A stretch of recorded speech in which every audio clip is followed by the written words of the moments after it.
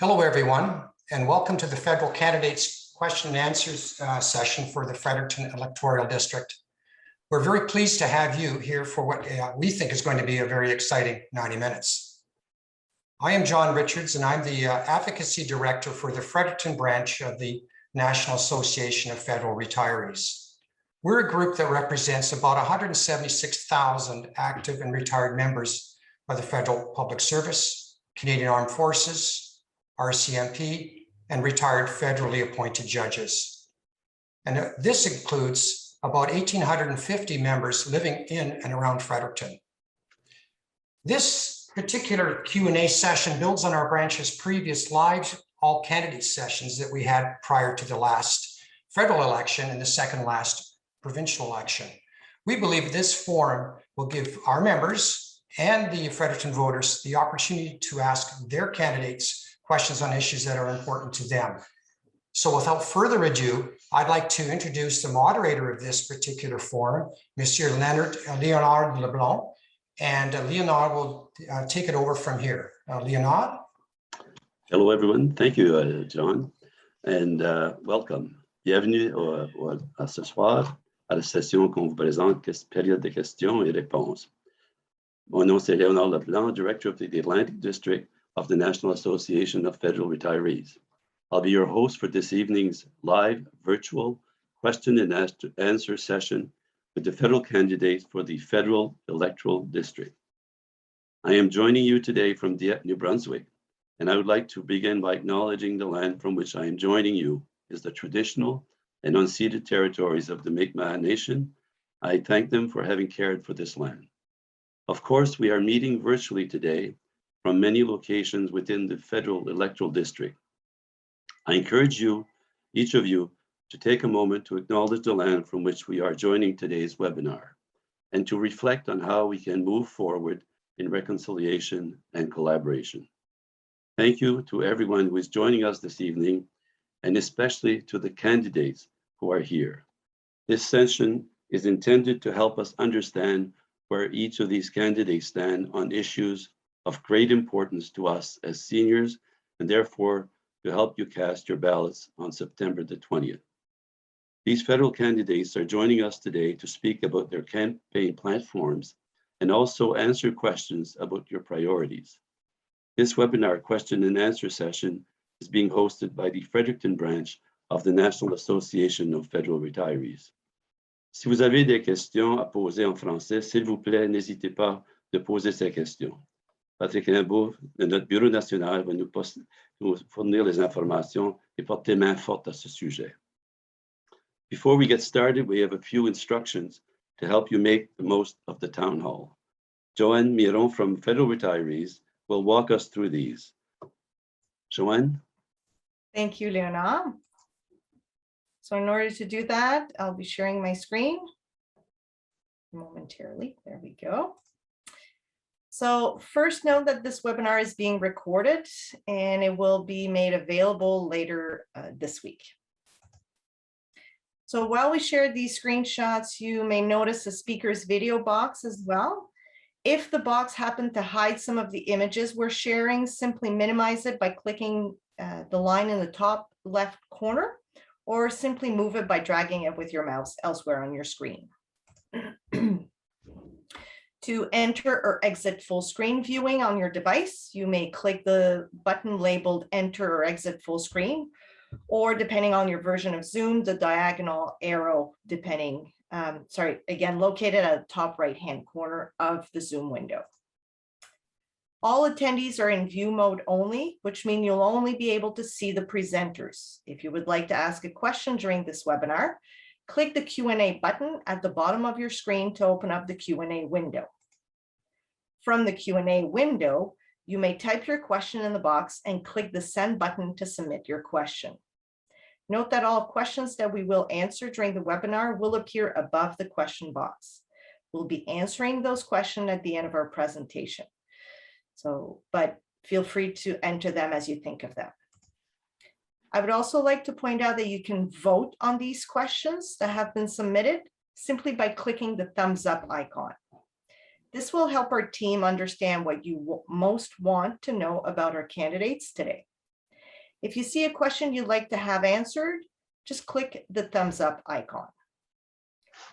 The chat option at the bottom of your screen is unavailable, so please be sure to use the Q&A feature to submit your question. Should you need to leave the webinar at any time, simply click the red Leave button at the bottom right corner. And with that, I return it back to you, Léonard. Thank you, Joanne. With that, let's get started. Okay, for today's session, each candidate will be given the opportunity to make a 2 to 3 minute introductory statement. We will then move into the question and answer portion of this session. Candidates will have 90 seconds to respond. And at the end, each candidate will be able to provide closing remarks. We have randomly selected the speaking order for opening remarks, and we will be rotating through this order as we get into our questions and discussions today. Our speaking order will have Andrea Johnson with the Conservative Party speaking first, followed by Shawn Oldenburg of the Ndp, followed by Jenica Atwin with the Liberal Party, and finally we will hear from Nicole O'Byrne of the Green Party. Candidates, you will have each 3 minutes for your opening remarks. Ms. Johnson, I'll turn things over to you now to make your opening remarks. Hi, everyone. Welcome. Thank you very much for allowing me the time to speak with you today and for sharing your time with us with the questions and information that you want to know about your potential candidates. A little bit about me for those that do not know me. I was your 2019 Conservative candidate in 2019, obviously. Prior to running in 2019, I had about 20 years experience in business and economic development. On the business side, I worked with a lot of startups primarily in the IT and in the e-health space, helping them develop their sales teams, processes, and territories. And then from there, I shifted into my favorite job I've had so far in my life, economic development for the province. So during that time, it was right around 10 years, almost 10 years that I did that for New Brunswick. And my job was through foreign direct investment. So companies that were not here yet, bringing them here to create jobs, again, primarily in the e-health and the IT space, as well as working with our existing foreign-owned companies in New Brunswick, helping them grow as well. So that brought me up to 2019, where I ran. And since that time, I've been the executive director of the PC Party. And that brings me to today. So thank you very much again for this opportunity. And I'm excited to hear the questions that you guys have. Thank you. Thank you, Ms. Johnson. Now I welcome Mr. Oldenburg for his opening remarks. Hi, thank you very much for having me. I appreciate the opportunity to speak with you. I am Shawn Oldenburg, the Ndp candidate for Fredericton. I'm running mainly because I agree with everything of the Ndp. The platform aligns with my beliefs as they have all my life. So I'm hoping, rather than going between the two parties this election, we actually, if we want something better, we got to make a different choice. We got to look after the people.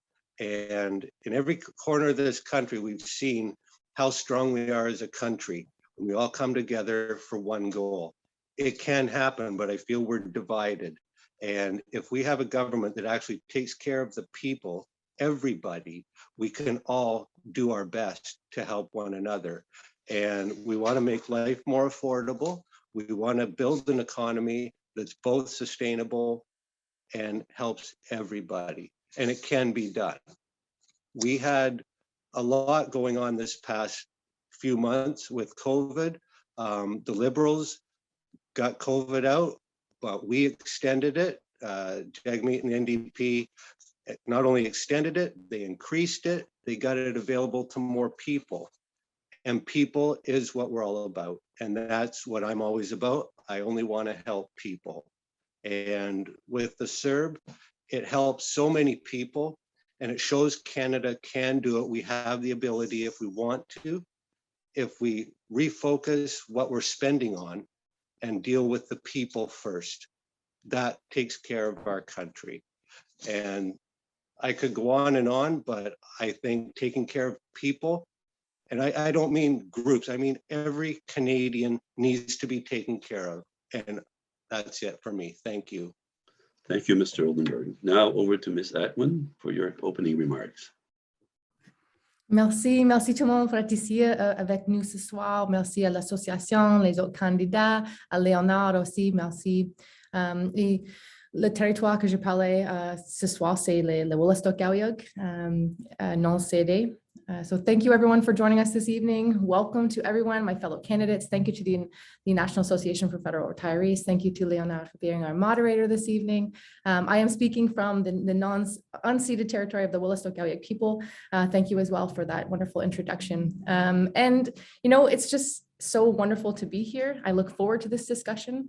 This was my very first debate in 2019, was before you all in the theater and at the Wu Center. And it was really nerve-wracking, but it was, you know, so important. And it really, I think, set the stage for the rest of the campaign. And I couldn't wait to get back here tonight to stand in front of you all again and talk about the journeys that I've been on, talk about the work that I've done on your behalf, talk about the honor and the privilege it has been to be your member of parliament.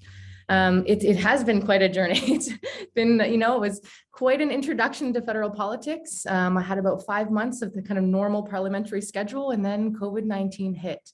And to be your voice in Ottawa throughout this trying, difficult time has meant the world to me. I have learned so much about myself, about our community, about our country, and what kind of country we want to live in. And I really think that that's what this election is about. You know, it's expensive. None of us really want to be here during a pandemic, but I think it's necessary. These conversations are critical. The issues that we've been confronted with over the last, 18 months have really, I think, changed us fundamentally. And this is a transformative time that we really need to take advantage of, and we really need to move forward and be strong.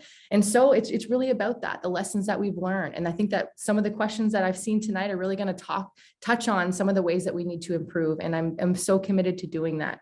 And so, again, I'm the same person. I have the same values, the same priorities. I did transition to a different team. I've had lots of questions about that at the doors, which, I love and I love to answer, but it's really all about delivering for Fredericton. And that's what I'm here to do. And I know that I can do that with the Liberal team, who has welcomed me with open arms. And I look forward to being your member of parliament after September 20th to continue fighting, to continue delivering, and to really, again, transform and move forward and have prosperity and growth for the Fredericton riding. So thank you so much again. This is going to be an excellent discussion, and I just look forward to your questions and comments as well. Thanks so much. Thank you, Ms. Atwin. Now over to Ms. O'Byrne for your opening remarks. Great, thank you. Such a pleasure to be here. Since I'm one of the new people running, I just wanted to run down a few of my credentials and to say hello. Why does a law professor who teaches evidence, Indigenous, non-Indigenous relations, and criminal law, why did she get into politics? Well, shortly after the floor crossing, I got an email from a group of students in my Canadian federalism seminar, and they said, Canadian federalism is broken. It's time to stop teaching Canadian federalism and time to start doing something to fix it. So I thought that was quite cheeky of my class, but here I am. And I think that's what we need to do. I mean, the issues we're hearing at the door, climate crisis, housing affordability, that's also a crisis. Healthcare is in crisis in New Brunswick. And we also have not seen governments moving forward on reconciliation in any meaningful way. So how do we actually address that? We have to make Canadian federalism work better. All three levels of government need to cooperate. We need to take some of the partisanship out of the decision-making process and move forward. And it's not only the three levels of government, federal, provincial, municipal, but we need to incorporate First Nations, Métis, on and off reserve governments into a meaningful say into the social contract of this nation as well. And that's about Canadian federalism. That's about governance. That's about governmentality. That's about respecting mutual obligations. I'm interested in pushing politics past partisanship, past electioneering, past bribing us with our own taxpayers' dollars just to get our vote. We have to move past that, because in order to tackle the problems that are facing us with respect to climate change, housing, healthcare, and First Nations state relations, we need to actually follow some evidence-based public policy. We need to create policy that is long-term in thinking and implementation. We need to have actual policy levers that work. We need to have regulatory systems that actually oversee the wrongdoers. We need to have policy that actually works in the interest of all Canadians. And I think a large group of retired federal civil servants will say to me, we want politicians who know how to ask the right questions, know how to oversee the great work that all the bureaucrats throughout this country do every day. And when they're not listened to for partisan reasons, that does us all a disservice. So it's wonderful to be here this evening. I look forward to our conversation. Thank you, Mr. O'Byrne. Now we will move into the question and answer portion of this Zoom session. I'll be asking questions prepared by federal retirees, as well as taking questions from the floor from you using the Q&A function. Remember to send us your questions using the Q&A function panel, and you will see a question in our Q&A panel that you'll like to have answered. Remember to click the thumbs up icon. Here is the first question, question number 1. And we'll start this way.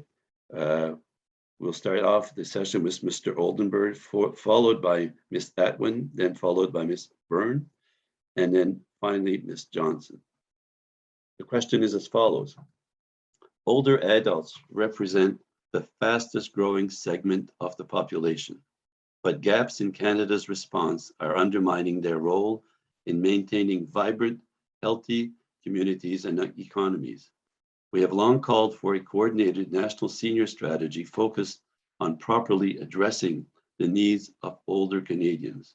We strongly believe that this strategy, combined with dedicated funding and much needed consultation with stakeholders, will ensure that the evolving needs of older Canadians are met. What will you and your party do to help bring strategy to fruition? We'll start off with Mr. Oldenburg. Thank you very much for the question. Seniors invest their working lives in making Canada better, but now families are seeing their loved ones with financial insecurity, poverty, isolation. The Liberals continue to put out rich corporations first, while seniors experience pension theft, out of control, housing costs, and patchwork drug coverage. Seniors' poverty is increasing as the Liberals have refused to protect the pensions. What we can do is bring a national senior strategy to make senior healthcare a priority. And that is my priority, healthcare for everyone. Reduce the isolation and tackle seniors' poverty, taking the profit out of long-term care. That's a huge issue, and that has to be dealt with immediately. Implementing a universal pharmacare, dental care, building accessibility, ending pension theft, affordable housing to increase choices for the seniors. They got us where we are today. Treat them with the respect they have worked for. Thank you. Thank you. Ms. Atwin, please. Thank you. And you know, I think it's such an important question as far as addressing gaps in particular. And again, we took so many lessons out of the pandemic, and I think that's really important to look at the platforms moving forward to see how many of those lessons were learned. And I'm, really excited by the Liberal platform, and important steps have been taken towards building a national senior strategy. It's something I personally support. Of course, being in the Atlantic, we have to prioritize this. It's also key that it's done in a holistic approach in consultation with seniors. Locally, I was involved with our Senior Wellness Action Group, and just great to understand the different challenges and also the triumphs of living as a healthy seniors in the Fredericton area. So it's been an honor and a privilege to have those conversations. There's a lot of focus on healthcare as well. Healthcare is also my #1 priority, so I'm happy to hear that across party lines that this is finally at the top of our list, because we are at crisis levels. Housing is another critical piece. As you mentioned, Shawn, senior poverty is on the rise, and we have to address this from a multitude of approaches. And I think housing is a critical space that needs to be addressed as well. There's a National Senior Council, which was put together by the Liberal Party, which is part of, again, that consultation process. It's going to lead into that national senior strategy.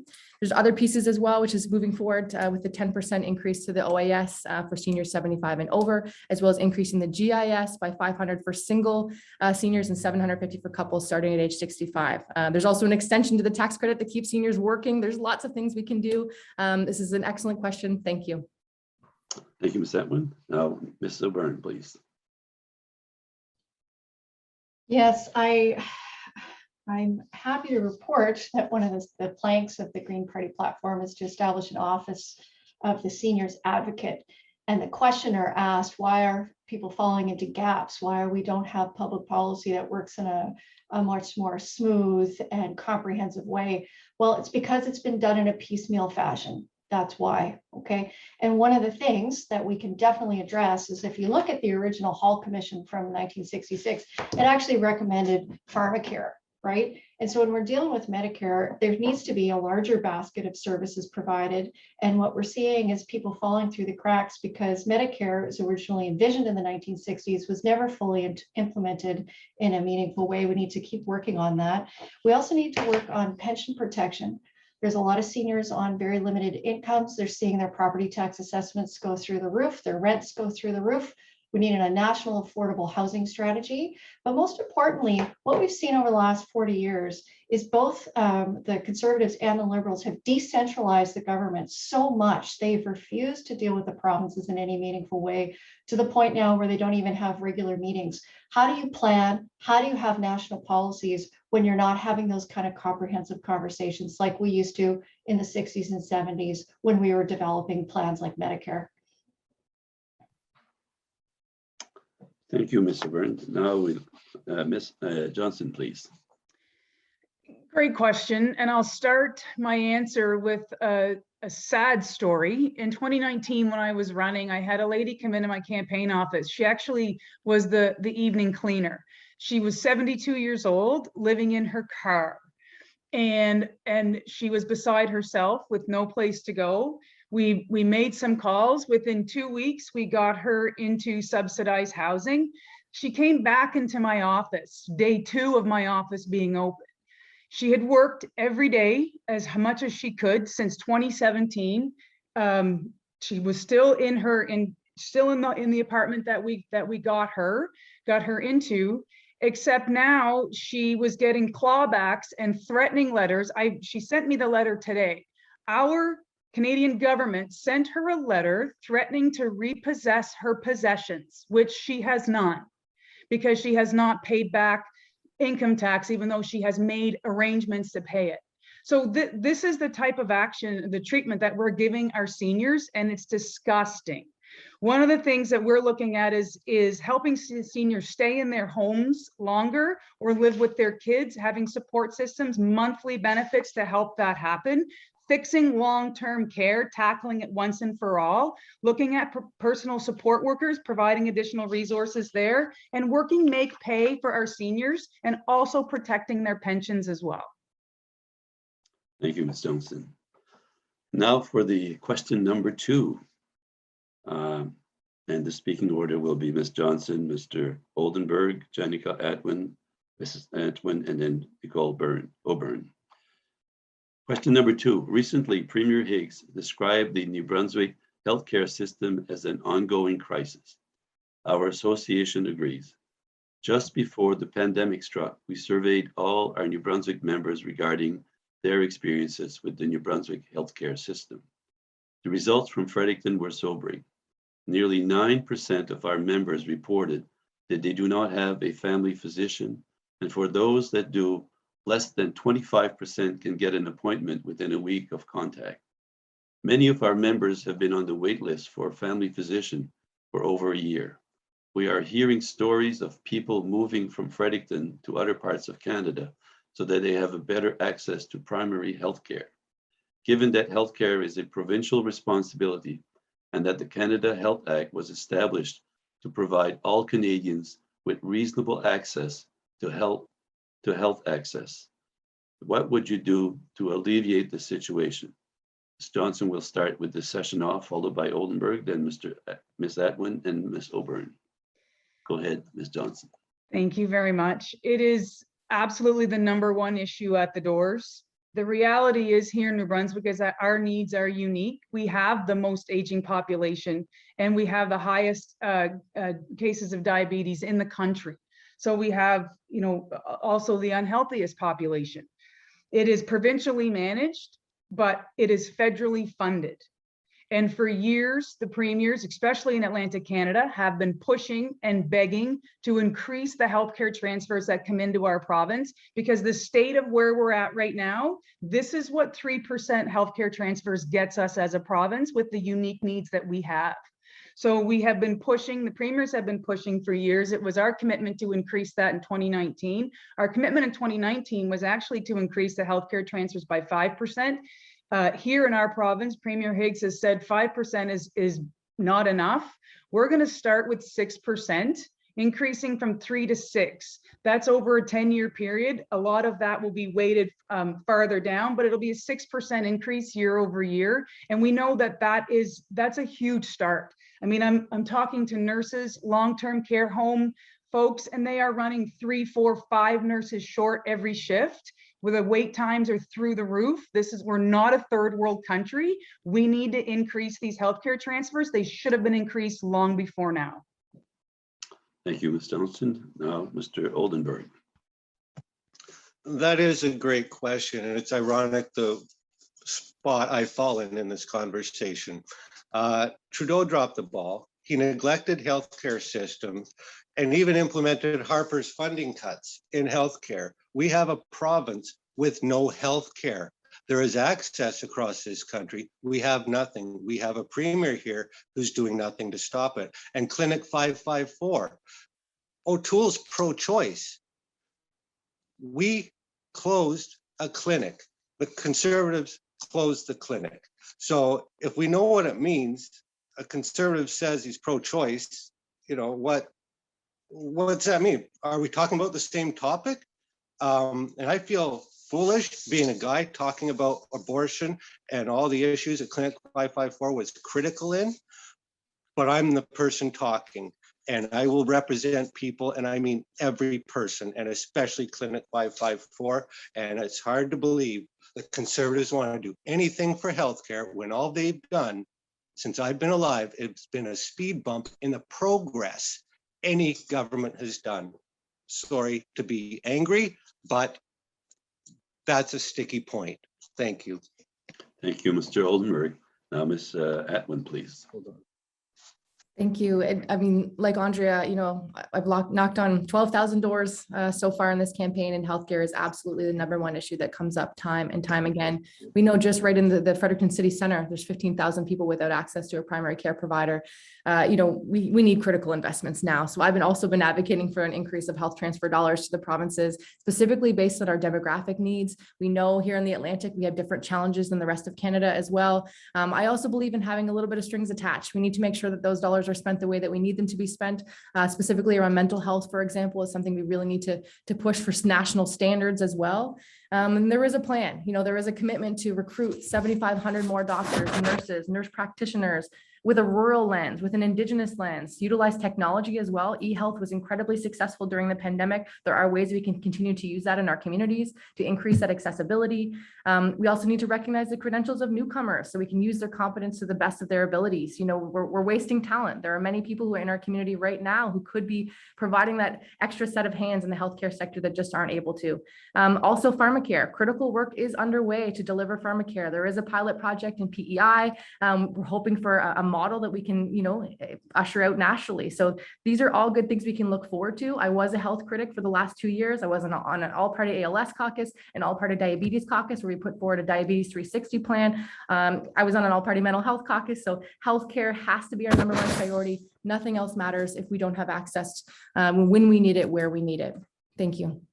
Thank you, Ms. Atwin. Now, Ms. O'Byrne, please. Yeah, when I moved to New Brunswick here, one of the areas that I research is Medicare and cost sharing formulas. So when I came here, I discovered that New Brunswick actually, as a provincial government, was the first provincial government in the country to sign on to Medicare, the idea of Medicare and universality and reasonable access, but it was the last to implement. Why was that?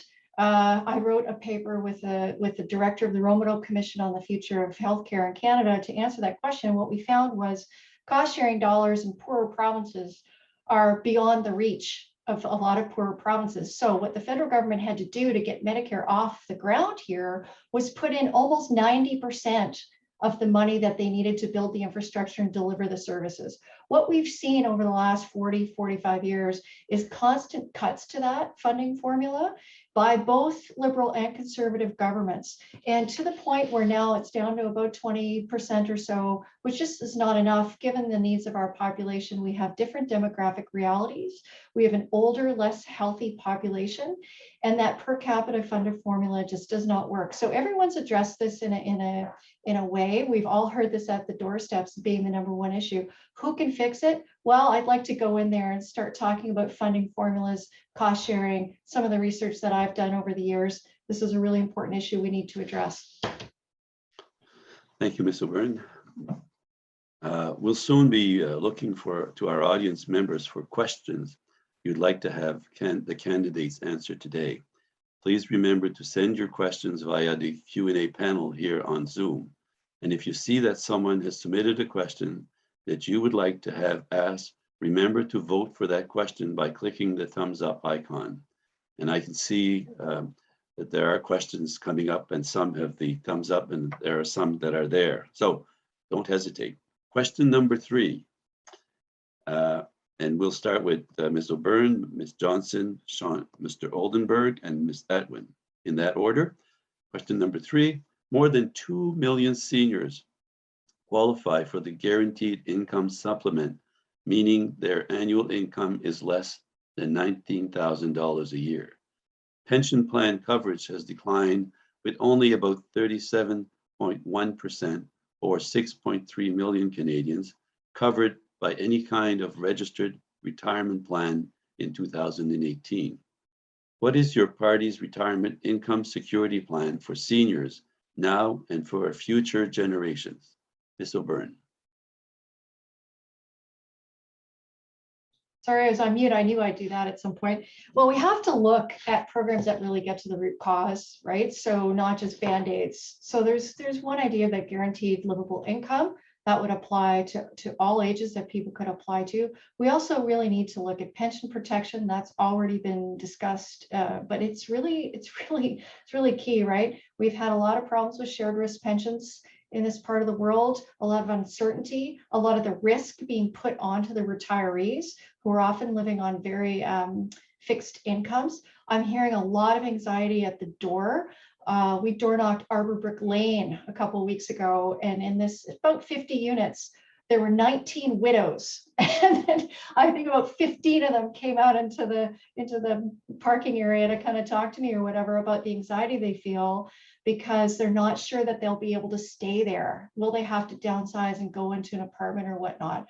So it's a real issue for all seniors, and we need to tackle this in a much more robust way, again, by stripping the partisanship out, by looking at planning for the demographic realities have been known for a long time. Governments have just been too slow to act. So we need to work on that.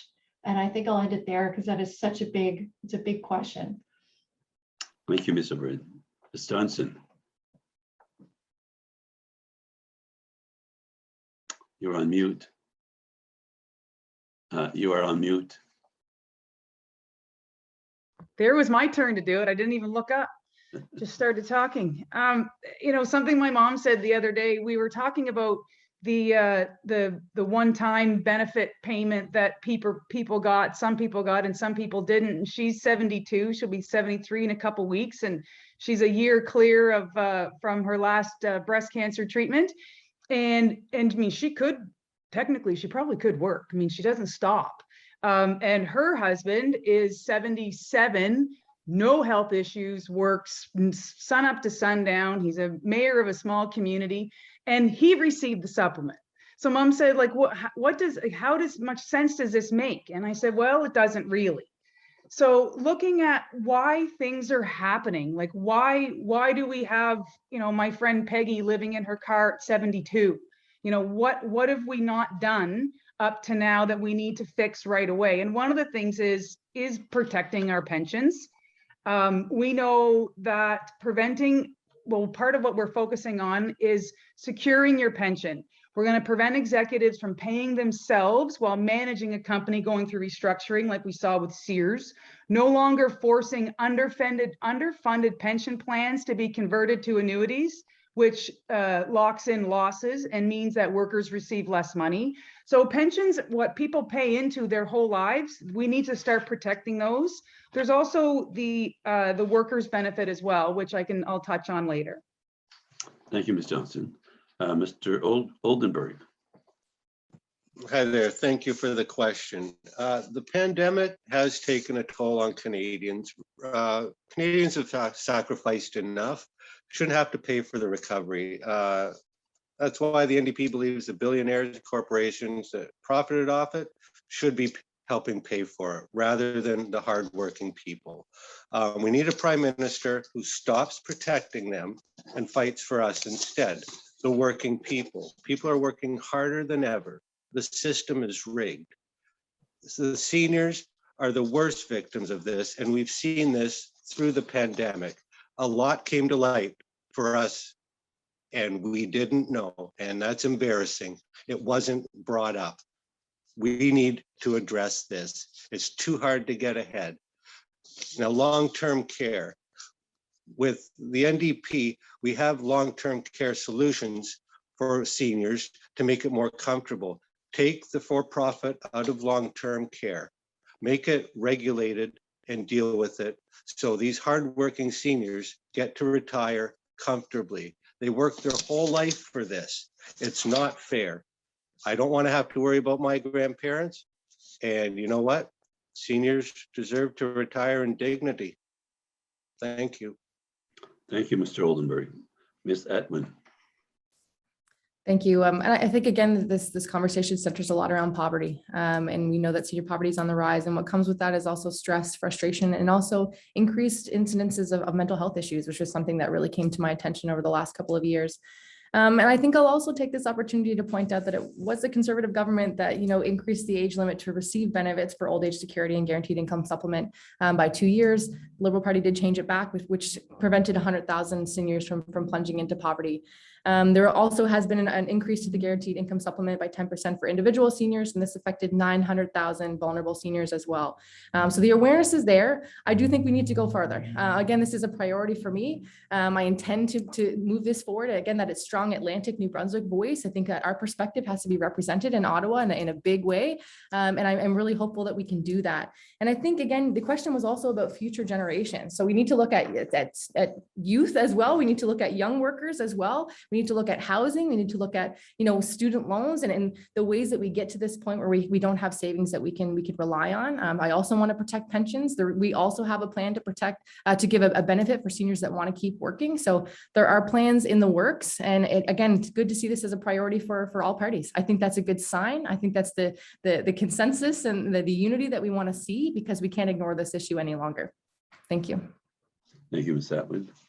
Now we're going to have a question that comes from Joan McFarlane. She says, do you or and the responses will be going Ms. Atwin, Ms. O'Byrne, Ms. Johnson, and then Mr. Oldenburg. Do you or your party support a national long-term care program? If not, what is your position on how to improve the quantity and quality of long-term care in Canada? Ms. Atwin.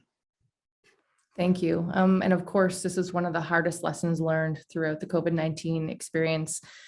We lost far too many people. They didn't deserve to be in the conditions that they were in, and it shouldn't have taken a crisis like this for us to realize that. The Canadian military had to go in and provide aid in many cases. So there is a plan to improve long-term care. A lot of it has to do with, better compensation for workers and nurses and personal support workers who will be involved. We also learned many had to work multiple jobs just to cover their expenses, and that was also why there was such spread in COVID transmission. So it's absolutely about supporting those workers and institutions, also providing standards that we can rely on across the country. It's about, again, we need to ensure that this is a priority, because we're all going to be there at some point, and it shouldn't come to this. There is also, a lot for seniors who wants to stay at home. So that's the other piece of it, is you should have choice. You should also know that if you choose to go into a long-term care facility, or if that's what's best for your family, that you're going to go somewhere where you're going to be properly taken care of, that your dignity will be protected, and that also the dignity of the workers who are taking care of you will be protected. So that's really what's, I think, critical in any strategy for addressing long-term care. It's about standards, conditions, but it's about the workers as well. So again, I think that's the toughest lesson that we learned, and absolutely the party is committed to a long-term care strategy. Thank you. Thank you, Ms. Atwin. Ms. O'Byrne. Yeah, my mom's 91 and I went over to see her. She lives in a townhouse. She's very independent. I went over to see her a few weeks back and she had seen a documentary on W5 about long-term care in Ontario, and she was so upset. And I had to promise her that I will never let her go into an institution like that. But the fear is real, the anxiety is real for a lot of seniors. The profit motive in long-term care needs to be removed. We need to have government step in and take a much more active role in regulatory oversight, but also delivering the services directly. This should be part of the Medicare basket. Why do we take care of people with certain problems at certain stages of their lives and then not at others? We need to think about the lifespan in a much more holistic, organic, but long-term kind of way, right? Because we have situations where the richer seniors can maybe insulate themselves from some of the worst problems, but we have a lot of seniors, and listen to those numbers, right? $19,000 annual income. The story that Andrea shared about that woman cleaning her office, it's very alarming. Where are those people going to end up? We have to, as a society, care for everyone to at least a basic level, and only government can really provide those services, not private for-profit care. Just can't do it. Thank you, Ms. O'Byrne. Ms. Johnson. So I just, want to highlight a couple things. What has happened? So COVID was devastating for our seniors, and it has shown for all to see the failures of our long-term care system. We have had long-term care bed shortages for years. This is not something new. This is not an issue that just came to light. This is something that has been a significant problem for years. As far as the fixing long-term care, we know that we do need to have it needs to be collaborative. Those provinces need to be at the table with the federal government to work with us to develop a best practices for long-term care homes, like the National Building Code. This will provide guidance for provinces without intruding on their jurisdiction. So provide that regulatory base and give people the parameters.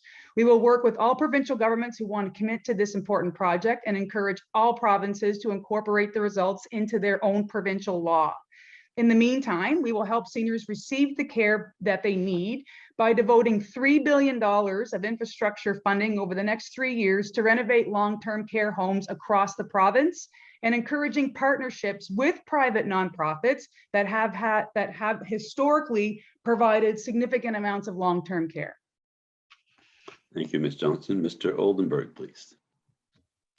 Thank you very much for the question. And that's an important question. And you know what? It's the main reason I'm running in this election. Ironically, the two parties, Liberals and PCs, have all these solutions to fix this problem that they actually created. Who cut funding in the first place? And where did that money go? Who got that money? Did the people get it? I know they didn't, because I'm a person. Seniors are not for sale. They deserve to retire in dignity. Enough is enough. We've gone through, and you're right, the past 70 years, it's been two governments. One makes a little stride forward, pushed by the NDP, presumably, and then one stands in their way and we go backwards. But the NDP, bar none, we take care of people and we get things done. We always have. We have plans in place, and this can get taken care of. We don't need research groups. What's the problem? Just getting it done. It has to be done. Treat our seniors like they should be treated. And I find it offensive that the two other parties get to come out with all these ideas. Where were you 10 years ago? Where were you 50 years ago? Thank you very much. Thank you, Mr. Oldenburg. Well, now we're on to the next question. And We will go in the following order: Mr. Oldenburg, Ms. Atwin, Mr. O'Byrne, and Mr. Johnson. Here is the question. Advocating on behalf of veterans is one of our association's top priorities. As you probably know, Afghanistan is a sensitive issue for many of our members and their families. Many of our members served there and have had ongoing health issues. Much was sacrificed and too many currently suffer because of Canada's tardy processing of veterans' disability claims. Where do you stand on this issue and what will you do about it if elected? Mr. Oldenburg. My apologies. I was taking notes for the last thing, crossing off. Could I get the question again? I'm sorry. Sure, here's the question. As you probably know, Afghanistan is a sensitive issue for many of our members and their families. Many of our members served there and have had ongoing health issues. Much was sacrificed and too many currently suffer because of Canada's tardy processing of veterans' disability claims. Where do you stand on this issue and what will you do about it if elected? Well, it's actually in our platform with the NDP. We do have a solution for that. I don't have the exact numbers because that is an excellent question because our veterans are so important. We have a plan in place to support them when the PCs and Liberals say there is no money to support them. But we have, and I apologize, I'm a regular working guy. So it'll be a case member for every so many soldiers to get them the treatment they need. They do deserve the respect. There is no doubt about that. And that is what the NDP plans to do because we work for the people, not for big business. Thank you for the question. Thank you, Mr. Oldenburg. Ms. Atwin, please. Thank you so much. And, I am an Ormukto girl. We are proudly home to CFB Gagetown. My brother-in-law, he served in Afghanistan as well. This is a critically important issue. We can't always predict when a humanitarian crisis will occur in the world, but Canada is there to respond. There is ongoing efforts that are happening to repatriate, to bring Canadians home, to bring translators home, to bring anyone who provided service to Canadian troops while over in Afghanistan. More is to come. I know there's lots of criticisms in the media, but really there's so much behind the scenes that people don't know about, including the incredible settlement organizations in the province of New Brunswick who are already deployed, ready to go. There has been the first to arrive have come already into the province, and they're very happy to be safe and sound and secure. There's a long road ahead to ensure that they receive the supports that they need with the trauma that they've experienced. The other side of that, you mentioned again, PTSD. You mentioned how the impact of veterans from the conflict in Afghanistan, and we have to continue to have mental health as a top priority. We need to involve the private sector, the not-for-profit sector. It's an all-hands-on-deck approach here, multi-levels of government. Also, absolutely, we have to address the backlog in Veterans Affairs. This is something I fought very strongly for over the last 2 years. I was the Veterans Affairs critic as well. We also heard a lot about call lines. People want to be able to talk to human beings. This is something that I put forward many, many times. So I look forward to working more closely with the Minister of Veterans to ensure that this is a reality. Also, veterans beds is an issue that we've been really trying to look at. Yeah, allocations here are not as smooth as they should be. I think it's an accessibility issue. Also, to address veteran homelessness, there's been recent investments in the Fredericton area to address this issue. There's so much more we need to do around veterans, and please know I am so committed to doing that. Thank you, Ms. Atwin. Ms. Johnson.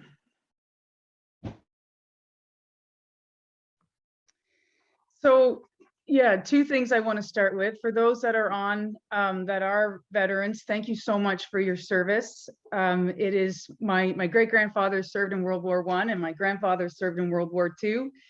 And it's something that we always recognize and acknowledge. So thank you so much. Second thing I want to say, to save Shawn some time on in his comments, I don't believe there's been a government that has got it right yet as far as our veterans go. I don't believe that we have treated them with respect and dignity. I don't believe that we should have a homelessness issue as it relates to someone that has given their life to serve for me and my freedoms. So there is a lot on the mental health action side on our action plan as it relates to PTSD and veterans.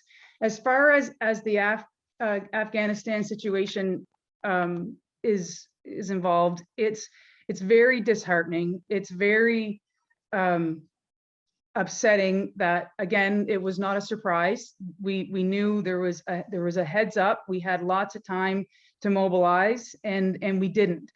And it's unfortunate. Lives are at stake, and anything less than a full government response is just unacceptable and is going to cost lives. And we must do better for the Afghan people that have given their lives for us.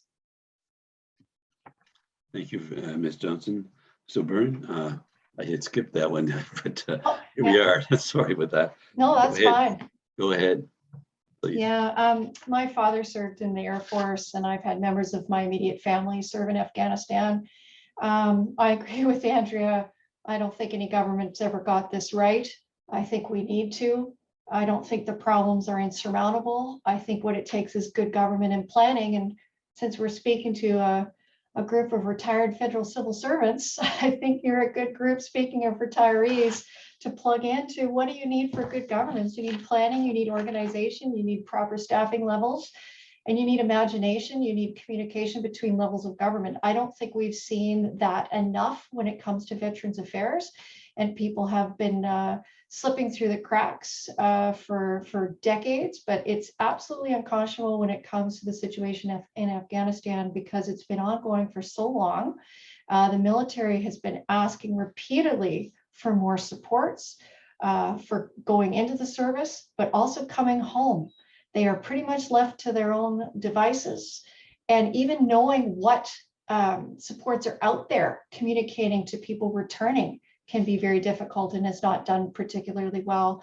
So we really need to step up. And I'd actually challenge all the retirees on this call tonight that if you have any ideas, right, to make sure that your elected representatives know about them, because of your lived experience in government, you guys know what it needs to take to deliver those policies better. We look forward to hearing from you. Thank you, Mr. O'Byrne. The next question, and we'll follow the order as Ms. Johnson, Mr. Oldenburg, and Ms. Atwin, and then Ms. O'Byrne. Here is the question. The question is Pharmacare. Canadians consistently pay among the highest prices for prescription drugs, and 20% of Canadians don't have adequate coverage to meet their needs.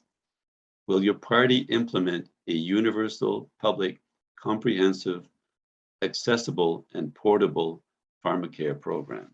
Ms. Johnson. Well, regardless of what anyone promises, we've not ever seen one delivered. One of the things that we've talked about in our platform, and you know, as preparing for this election, was what are the needs? And we talked earlier about the gaps.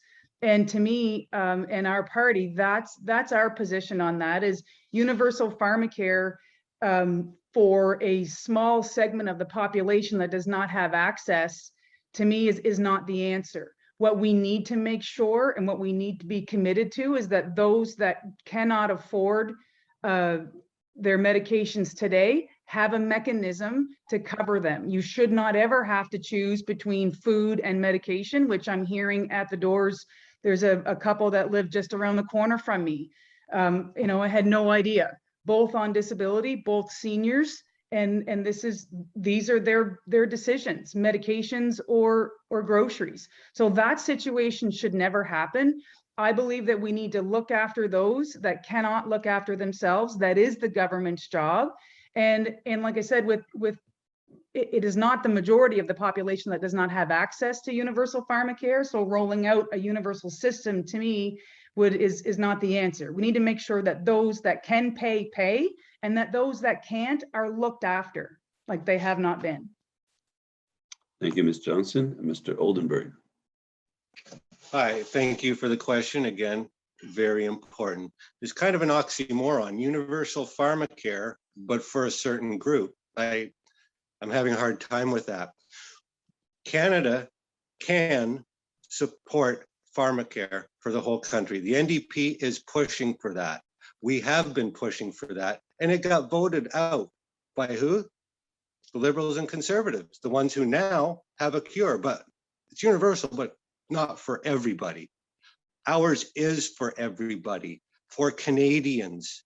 If you're a Canadian, you have health care, you have dental care. You don't have to decide between groceries and medication. I've lived like that. It's not fun. And what's the use of having all this health care if we don't have any doctors, nurses, if people are closing abortion clinics and trans health places? Well, there's nowhere to spend your health money because everything's closed in New Brunswick. So let's get the ball rolling. Enough talk. Could we just get somebody do it? If it's not Jenica and the NDP, could one of the two other parties do it and just do it? Enough talking about it. It's too late. You created the problem, fix it. Thank you, Mr. Oldenburg. Ms. Atwin, please. Well, thank you very much. And, you know, if anyone's followed my work in the House of Commons over the last couple of years on your behalf, I have spoken time and time again about Pharmacare at length. I absolutely support a universal Pharmacare program across the country. And again, there have already been studies, or we have already heard the voices of experts. There are so many professional organizations who speak openly about this and have, you know, signed their names on letters of support. So we know this is needed. So again, it's just about getting it done. And some of that work has already happened. We need to go a lot faster. I agree, Shawn. We've got to go. And so, you know, I talked about what's happening in PEI. So there has been the first provincial territorial agreement to accelerate the implementation of national universal pharmacare. And there was new partners and investments of $500 million a year for a national strategy for high cost drugs for rare diseases as well. So we are moving forward. This is something we should all do together. Again, I again see us all talking about this is a very encouraging sign. Even conservative government, I wasn't sure that what I was going to hear, but let's see if we can get this done. So again, I will continue to be a strong voice in support of Pharmacare, do everything that I can, hopefully be more effective within government to deliver that. So thank you again. I also want to include dental care. I think that's critical as well. Also affects seniors as well as anybody else, and mental health. Again, it's a top priority for me. It's one of my passions to advocate for it. Pharmacare has to go hand in hand with national standards for mental health. So absolutely, I support this. Thank you, Ms. Atwin. Ms. O'Byrne. Well, universal pharmacare, of course, should be part of the Medicare system. It doesn't make sense that we get our drugs covered when we're in hospital, but not when we're out of hospital. That causes a lot of problems for people, especially when they can't afford to keep taking their meds, which then causes more health problems, right? So it's actually defeating the system by not having that kind of coverage. And the Conservative candidate says, well, maybe those who can pay should pay for their pharmaceuticals, and those who can't. And that's kind of a Band-Aid solution. It takes more money to administer something like that, where there's a means test or it's on a needs basis. If you have a universal system, it cuts down a lot on the administrative red tape. So that's one reason why universal systems are actually more cost effective than when you start to divide that out. With respect to the administration, we need to really work to regulate big pharma, because that's actually who we're dealing with here. And when you look at generics and the costing of pharmaceuticals and whatnot, it's really only the federal government that's big enough to take on the regulatory responsibilities to tackle a problem on this level, because we're not just talking about local companies and whatnot, but we're talking about big multinational pharmaceutical companies. So government is the right place to regulate this. It should be part of the universal package, if only because it's more efficient and cost effective from an administrative perspective. Thank you, Ms. O'Byrne. We have a question from Mr. Stig Scarborn. And we followed the following order: Ms. O'Byrne, Ms. Johnson, Mr. Oldenburg, and Ms. Atwin. The question is as follows: the environment is in a truly desperate condition. Rising temperatures, severe weather events, carbon dioxide, loss of rainforests, and so on. Immediate action is required, yet not a single party seems to take this seriously, even the Green Party. When will this be a serious topic? Ms. O'Byrne. Well, I think the Green Party actually does take this pretty seriously, to the point where we get accused of being in a one-issue party. And I'd like to say we're the issue. We're the party that says this issue is so big that it's got to be the meta issue. It's the issue through which we have to look at all other public policy issues, because if we don't, we're working at cross purposes. So the Green Party platform, which I encourage the questioner and the audience to take a look at, is very comprehensive with all sorts of different ideas with respect to clean technology, boosting our recyclables. But again, getting past individual goodwill and into concerted government regulatory oversight to go after the big polluters, to move things into more of a criminal justice lens. That's one of the courses I teach at UNB Law. And believe it or not, environmental regulation is part of the criminal law in this country, which is federal jurisdiction. And so if we wanted to, as a country, we could really put in some enforcement mechanisms that would have some teeth with respect to the big polluters. And then there's a whole range of other policy options in our platform that range from, banning the plastics, single-use plastics, but going right up the board to the more systemic issues. I'll have to stop there, but I think the Green Party does take it very, very seriously. Thank you, Mr. Byrne. Mr. Johnson, please. Well, I'm an avid outdoorsman. Someone said, well, are you an outdoors woman? Are you an outdoors person? I'm an avid outdoorsman. I want my rivers to be cold and shaded and clean and deep. And that's what I want. And that's what I will always fight for. As far as environment and climate change, we do recognize that the most effective way to reduce our emissions is to use a pricing mechanism. Absolutely, but not the one where the government pockets your money. And all that, the way that it has been designed up to this point has just really made everyone's life, including seniors living on a tight budget already. It's made everything more expensive. It's made your gas more expensive, your groceries more expensive, everything that you bring into your home or go purchase. It has made life more expensive, and it didn't do anything because the poor woman that lives in Minto still has to drive to Fredericton to go to work. So she doesn't have an option for a greener method into work. So we've looked at the low carbon savings account. So understanding that pricing does work on carbon, but having it so that it's more accountable to the individual. So that your low carbon savings account, we'd work with the provinces to implement an innovative and national personal low carbon savings account. And this way it actually holds the individuals more accountable. They can actually see what they're contributing, because as Canadians, individually, we are contributing more per person than anywhere else in the world. Thank you, Ms. Johnson. Mr. Oldenburg. Thank you. And that is a critical question, and we're in dire straits, aren't we? We need to fight the climate crisis like we want to win. As Greta Thunberg's book is titled, Our House is on Fire. It is. We have to deal with this now. We don't need groups to tell us what to do. We all know what to do. It's been told to us a number of times. But the irony is, O'Toole's Conservatives' plan is geared toward the fossil fuel industry. So I'm confused. And the Liberals, well, they love trying to help the climate, but let's build a pipeline too. They contradict themselves in whatever they do, and it's great to have a good heart. Now the Greens, great. They do have an understanding and want to move forward.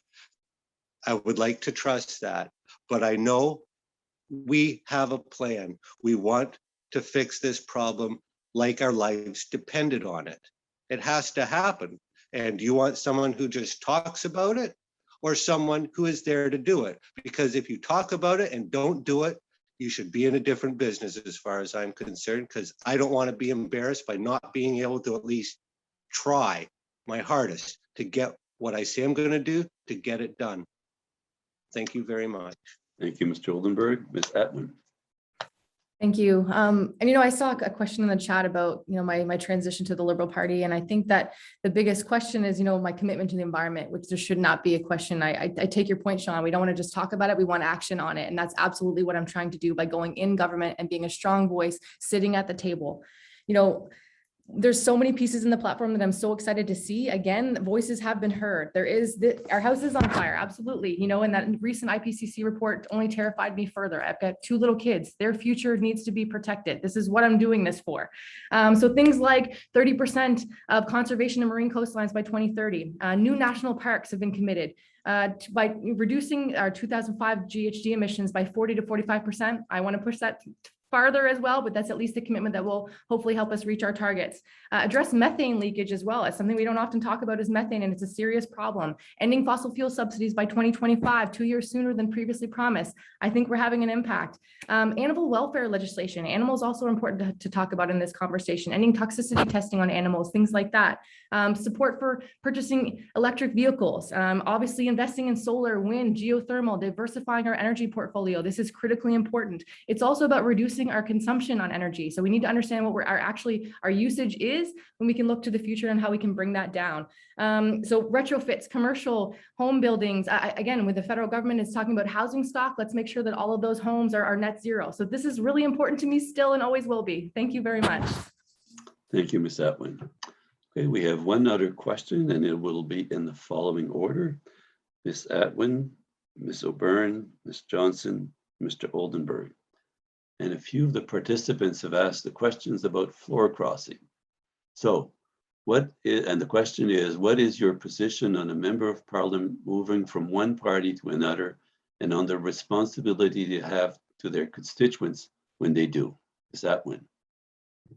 Well, thank you. So I know what this question is directed to me, so I appreciate that. And my joke is always that I sat in the corner of the government side, so I really kind of scooched over rather than crossing the floor. But obviously this is one of the most difficult decisions of my entire life. It took me months and months to make this decision, and it was on behalf of my constituents, because it's about delivering for Fredericton. It's about being able to do my work effectively, which I unfortunately was not able to do in a toxic work environment. And out of respect, I don't want to kind of go into further details about that. I've really addressed this so many times at the doors with individuals, because it's important that you have that response from me. I had high hopes. I really thought that the Green Party was where I would be able to grow and be the effective voice for Fredericton.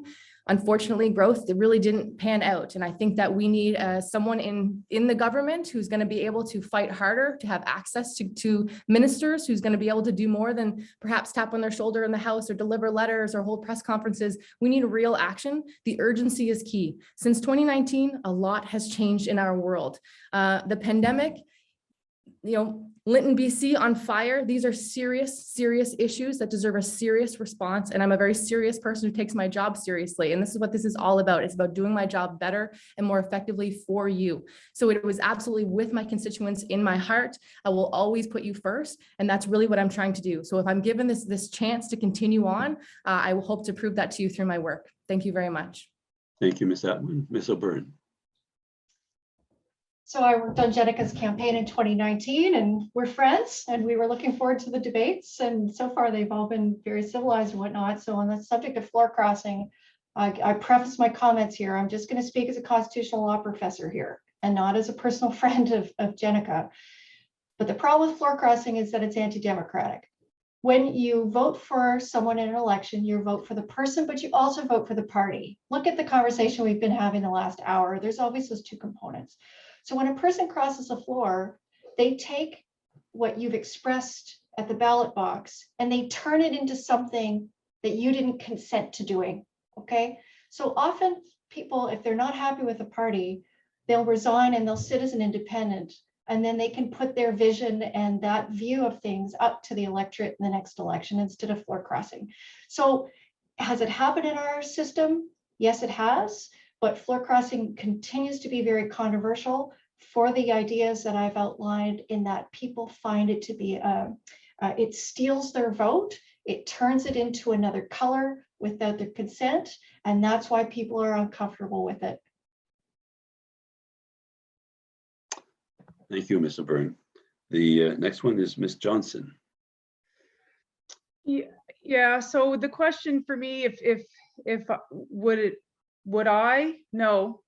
And I agree with Nicole. I mean, I would have sat as an independent with a caucus of 3. You're not a registered party anyway. So sitting as an independent or as a caucus of 3, it's the same. And then you wouldn't have the issues inside. And I mean, we've all been aware of what the issues have been for Jenica. and her decisions leaving the floor. For me, crossing the floor, for me, it would not have been my decision. I would have sat as an independent and gone that route to see what, if I could take those voices with me, the support that showed me, that gave me their support last time. If I am the person that they voted for, then I should be able to claim to have that as my base moving over as an independent. Thank you, Ms. Johnson. Mr. Oldenburg. Hi, interesting question. As a everyday regular worker and not a professional politician, like I'm in the company of, I have no real opinion of what she did. If she is allowed to do it, she did it. And if she felt it was right in her heart, who am I to argue? I do not know her. Do I think she's happy? That's great. But you know what? I'm glad people vote for the party because I'm up 5 points. So that's super. And if I were elected, I would never cross the floor. The reason I originally became interested in politics is Jack Layton. He was so motivating, and I've been a union member for 30 years, still am. When he spoke to people. He didn't sugarcoat it. He told it how it was. And that's what I'd like to try and do. I don't have his charm, his knowledge, but his desire and his true honesty in looking out for the people. So thank you very much for that question. Thank you, Mr. Oldenburg. We'll have one more question that has come up. The following question is, and we'll go in the order of Mr. Oldenburg first, Ms. O'Byrne, Johnson, and then Atwin. Okay, the question is, in light of the discovery of hundreds of undocumented and unmarked graves at former residential school sites, what is your party's plan to advance reconciliation with Indigenous people? Mr. Oldenburg.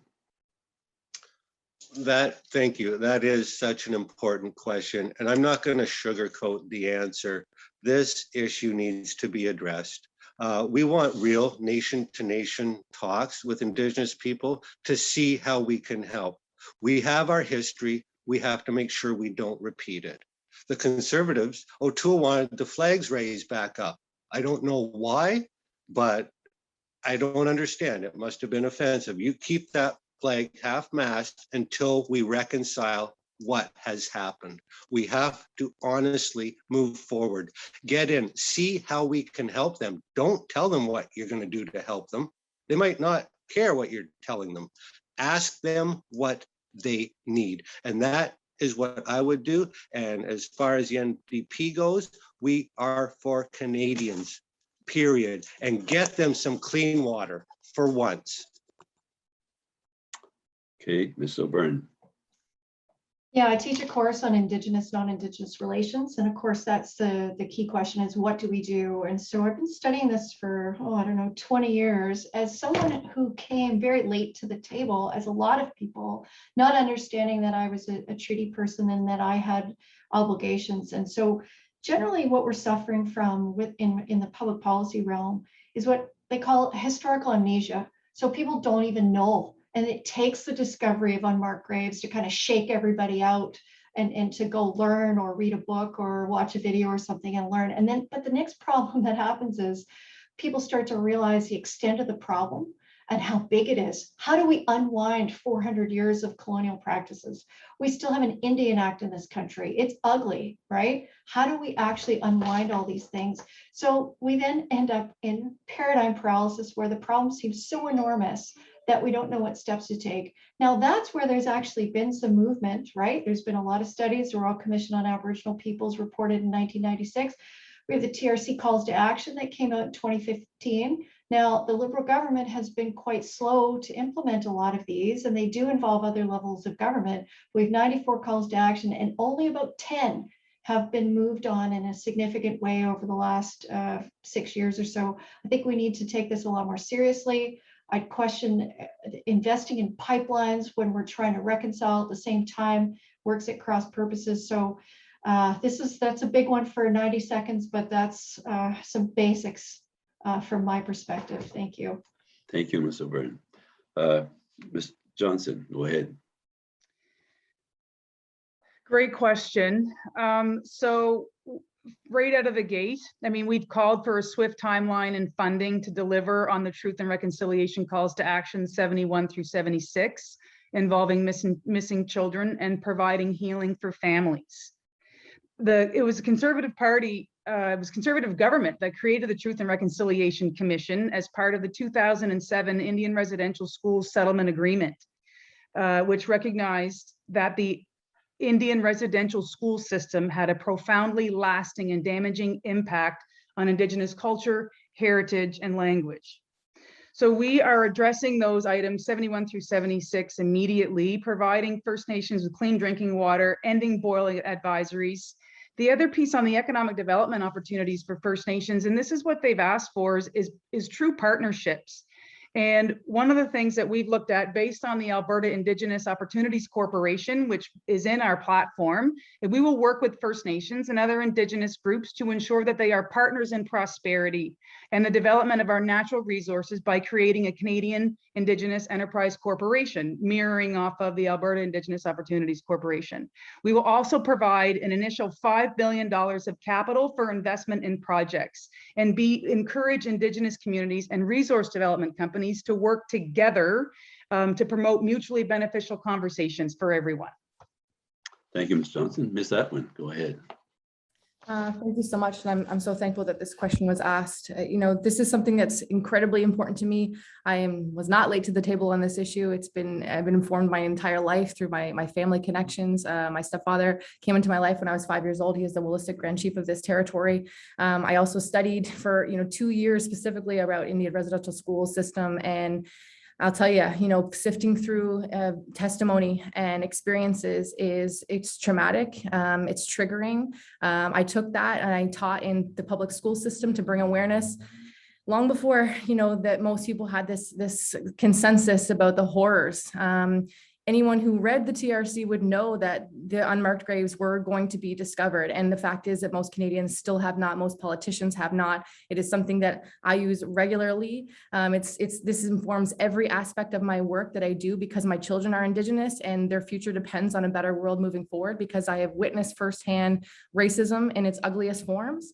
And residential schools were a tool to erase Indigenous peoples. And so we need to really confront the reality. TRC stands for Truth and Reconciliation Commission, and I'm committed to that truth aspect above all. I really believe that I have an important perspective to bring to help bridge communities as well by Indigenous voices informing that process. And I think that's critically important. I actually, before tonight's forum, I was visiting St. Mary's First Nation at their council meeting to discuss with Chief and Council their priorities moving forward in this election. I'm committed to being a partner that stands beside and behind any way that I need to. Ending boil water advisories, obviously repatriating any more children who need to come home. There is so much to talk about in 90 seconds. This is hugely important to me. Thank you. Thank you, Ms. Atwin. Well, here we are. We have reached the last part of the session, the closing comments by candidates. So we want to thank you, the candidates, and now it's time to wrap up. We'll start with Ms. Johnson, followed by Mr. Oldenburg, then Ms. Atwin, and finally Ms. O'Byrne. Ms. Johnson, you have 1 minute for the closing remarks. Go ahead.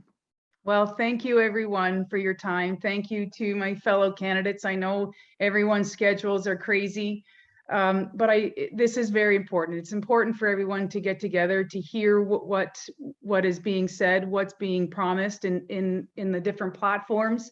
And the only thing that I will say is that it boils down to two choices: more of the same, or moving forward to secure our future. And that is why I'm running. I'm running to secure our future, not to have more of the same. So again, thank you so much. I really enjoyed the last hour and a half. It wasn't even an hour and a half. So that was great. I thank you so much, and have a great night for everyone else. Thank you, Ms. Johnson. Now, Mr. Oldenburg, your closing remarks, please. Well, thank you very much. I enjoyed this. I'd like to thank the CART members for putting this on. I learn every time I'm doing this. I'm not a seasoned professional. I will not pretend to be. you know, I'm in this for healthcare and I'm in this for seniors, and I will be retired soon. So hopefully I'll be joining your group and it'll be great. We have a Liberal Prime Minister who promises to address things, but it never happens. We have a Conservative. Well, he really doesn't offer a whole lot of solid proof. They're saying things about Pharmacare, but they don't say how they're going to pay for it. So it's very confusing. The NDP and Jagmeet Singh have a record of fighting for you. It's what we do. I find it ironic that I would actually have to present a platform, because I know everybody would know how hard the NDP has always worked. Tommy Douglas did it, Jack Layton did it, Jagmeet Singh's doing it. It's what we do. We don't have to sell you anything. We've been working for you since we started, and we just want to keep that going. And thank you very much, everybody. I thank my fellow candidates. This was fun. Take care. Thank you, Mr. Oldenburg. Now, Miss Atwin. Go Well, ahead. thank you so much. You know, and this was an excellent conversation. I knew it would be tonight. And, you know, I just think I'll end with, Shawn, you mentioned Jack Layton a lot, and that was the first politician that I ever paid attention to. And it was because of his approach, because he listened to people. He really cared about people. He was genuine. I never saw myself as being a politician, but those are the qualities that I took with me in my role as an educator, as a teacher in my previous work. And I really bring that forward with me into the House of Commons. I have always tried to have an effective, respectful approach, working across party lines for you. I was recognized by my peers for my ability to do that. I want to do that in a bigger way. Again, the urgency is paramount right now. We need actions yesterday. So this is what I'm trying to do. I'm trying to deliver for our community. You know, sitting as an independent was not an option. You can't deliver for your community when you do that. This is about you. This is about your choice in this election. And I really hope you'll choose me on September 20th so I can continue to fight for our community. Thank you so much. Thank you, Leonard, for being an excellent moderator as well. Thank you. Thank you, Ms. Atwin. Now, Ms. O'Byrne. Well, Shawn, I think you started something because you reminded me of a Jack Layton anecdote. When 20 years ago, I was in law school, he came and talked to us, and I caught him in the hallway and I said, what can you do if you want to make a change? And he says, host potlucks. I was like, I'm not sure exactly what you mean. But of course he meant we have to talk to one another. We have to share our experiences. We have to learn who we are as human beings. And so I'd like to thank my fellow candidates. We're having very civil conversations about very difficult topics. I really appreciate that. I think that's the best part of politics. So whoever wins, I'm sure that we will continue to engage with one another in a constructive way.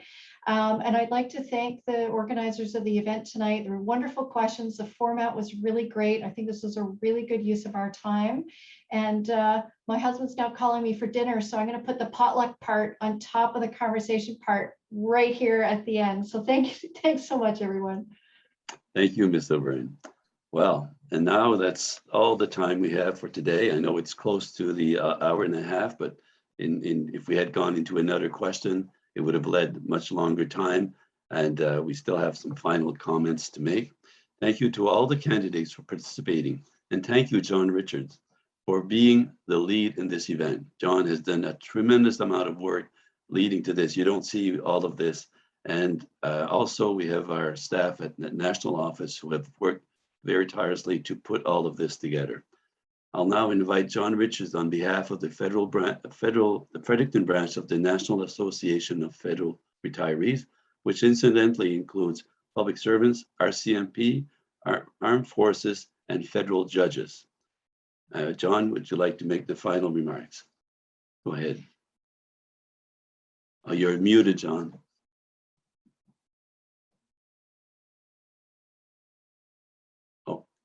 Well, a muted John is not a good John. What can I say? First of all, thanks to the candidates. This was a great evening, and I really do appreciate you coming and making yourself available. And I really do appreciate the way you were able to communicate with us so quickly.